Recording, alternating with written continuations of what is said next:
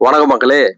இன்னைக்கு நம்ம என்ன டாபிக் பேச போறோம் அப்படின்னு பாத்தீங்கன்னா, தாவேகா தலைவர் தளபதி விஜய் அவர்களோட பனையூர் வீட்டுக்கிட்ட வந்து அவரோட காரையே வந்து வழிமறிச்சிருக்காங்க.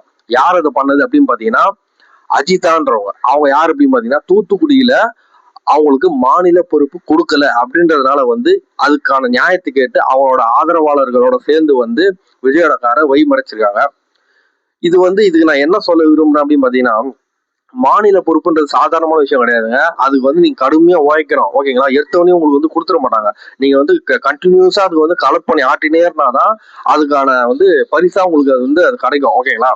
அதுக்கு வந்து விஜய் மட்டும் இல்ல, விஜயும் அவங்களோட அசிஸ்டன்ட் புசி ஆனந்தனா சரி எல்லாருமே வந்து ரொம்ப வந்து யோசிச்சுதான் அதை வந்து தேர்வு பண்ணுவாங்க. ஏன்னா தூத்துக்குடினா நீங்க மட்டும் கிடையாதுல்ல.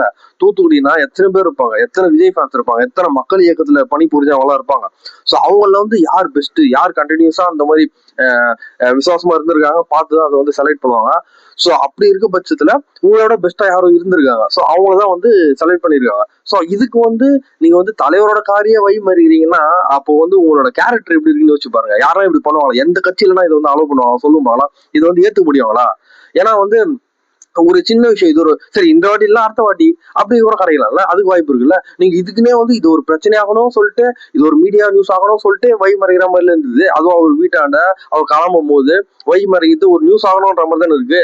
ஸோ அதுவும் வந்து இந்த மீடியா கச்சா போதும் சொல்லிட்டு எல்லாரும் அதையே போட்டு இருக்கிறாங்க நியூஸ்ல. அதனால வந்து அது வந்து சின்ன விஷயம். அது வந்து தலைவரை வந்து பிளாக் பண்ணி நீ நியாயம் கேட்கற அளவுக்கு பண்றேன்னா அது வந்து ஏத்துக்கவே முடியாதுன்ற மாதிரி தான் எனக்கு தோணுது.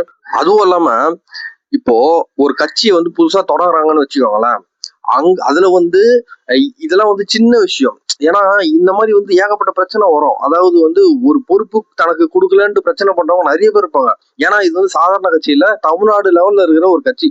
சோ அந்த மாதிரி இருக்கும்போது கண்டிப்பா வந்து இந்த மாதிரி விஷயங்கள் நடக்கதான் செய்யும். ஓகேங்களா? ஏன்னா இதுல வந்து தாவேகா வந்து 70 வருஷம் இருந்த கட்சி இல்ல, இப்பதான் ஸ்டார்ட் பண்ணிருக்காங்க. சோ அந்த மாதிரி பிரச்சனைகள் வரதான் செய்யும். இதை வந்து ஒரு மீடியா வந்து கிடைச்சா போதும் சொல்லிட்டு ஒரு பெரிய இஷ்யூ மாதிரி ஆகிட்டு இருக்காங்க தாவேக்கால. சோ அது வந்து பண்ணக்கூடாதுன்னு தான் நான் நினைக்கிறேன். இந்த விஷயம் இந்த மாதிரி விஷயம்லாம் தாவேக்காலன்னு இல்லைங்க, பிரதான பெரிய கட்சிகளான எக்ஸாம்பிளுக்கு திமுக அதிமுகலயுமே இதெல்லாம் நடந்திருக்கும். இப்போ இல்ல, அப்போ ஆரம்ப கட்டத்துல சொல்றேன். அதெல்லாம் மீறி அதுல யாரு பெஸ்ட்னு சூஸ் பண்ணி இந்த மாதிரி போராட்டங்கள்லாம் தாண்டிதான் வந்து எல்லாருமே வந்திருப்பாங்க. அப்பெல்லாம் அது மீடியா இல்லைன்றதுனால இதெல்லாம் வந்து வெளியே தெரிஞ்சிருக்காது. சோ இப்பெல்லாம் வந்து மீடியா இருக்கிறதுனால இந்த மாதிரி விஷயங்கள்லாம் ஈஸியா வெளியே தெரியுதுனால என்னடா இது எடுத்த உடனே வந்து கட்சியில பிரச்சனைகளா வந்துட்டு இருக்கு, யாருக்குமே வந்து பொறுப்பு சரியாக கொடுக்கல, காசு வாங்கிட்டு பொறுப்பு கொடுக்குறாங்க, தாவேக்கால பெண்களுக்கே பாதுகாப்பு இல்லை அப்படின்னு இப்படின்னு சொல்லிட்டு ஓவரா வந்து போட்டு கிளிக்கிறாங்க மீடியால. சோ அந்த மாதிரி விஷயத்தெல்லாம் கொஞ்சம் வந்து அவாய்ட் பண்ணிடணும், தேவையில்லை அப்படின்றதான் நான் நினைக்கிறேங்க. மேலும் அந்த காரை வழிமறிச்சாங்கல்ல, அவங்கள வந்து கொஞ்சம் செக் பண்ணுங்க. அவங்களோட பேக்ரவுண்ட் யாரு, என்ன ஏது, அவங்க வேற கட்சிகளுக்கு எதனா சம்மந்தப்பட்டிருக்காங்களா? சோ அப்படி இப்படி எல்லாம் கூட செக் பண்ணலாம்.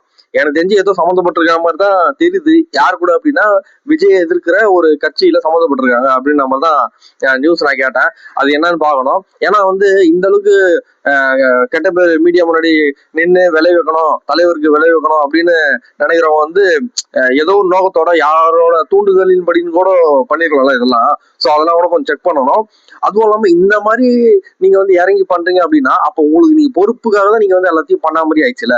அப்ப நீங்க களப்பணி ஆற்றுறது எல்லாமே வந்து பொறுப்பாக தான் அப்படின்னு ஆயிடுச்சு. அது மாதிரி இருக்கக்கூடாது. அந்த மாதிரி இருந்து நீங்க பொறுப்பு வாங்கினீங்கன்னா அந்த பொறுப்பு நீங்க வந்து துஷ்பிரயோக தான் பண்ணுவீங்க. அது வந்து யூஸ்ஃபுல்லா மக்களுக்கு எதுவும் பண்ண மாட்டீங்க அப்படின்ற மாதிரி தான் எல்லாருமே ஃபீல் ஆகும். சோ அந்த மாதிரி இருக்கிறவங்களுக்கு பொறுப்பு கொடுக்கறது வேஸ்ட்ன்னு தான் வந்து எல்லாருக்குமே படம். ஓகேங்களா? சோ அதை வந்து பண்ணக்கூடாது. சோ அந்த மாதிரி தாட்ல இருக்கிறவங்கள வந்து அவாய்ட் பண்ணதே வந்து நான் நல்லதுன்னு தான் சொல்லுவேன். சோ அப்போ விஜய் அவர்கள் வந்து சரியான முடிவு எடுத்திருக்காருன்ற மாதிரி கூட எல்லாருமே ஃபீல் ஆகுது இல்ல. சோ அதனால வந்து இது வந்து ஒரு மேட்டரே கிடையாது, இது ஒரு சப்ப விஷயம் இது. சோ அதனால வந்து இதை வந்து வச்சு தாவேகா மேல வந்து பயங்கரமான அவதூறுல பரவுறாங்க சில பேரு. சோ அதெல்லாம் வந்து அவாய்ட் பண்ணிடுங்க. ஏன்னா வந்து இது வந்து இந்த மிஸ்செலேனியஸ் காஸ்ட் மாதிரி தான், தவிர்க்க முடியாத சில நிகழ்வுகள் மாதிரி தான். ஸோ அதெல்லாம் வந்து இஷ்யூ ஆக்காதீங்க. ஓகேங்களா? ஸோ இதுதான் நான் இந்த வீடியோ மூலியமா சொல்ல விரும்புறது. ஸோ இது வந்து உண்மைன்ற பட்சத்துல வந்து எனக்கு வந்து ஆதரவு தெரிவிங்க மக்களே. நன்றி, வணக்கம்.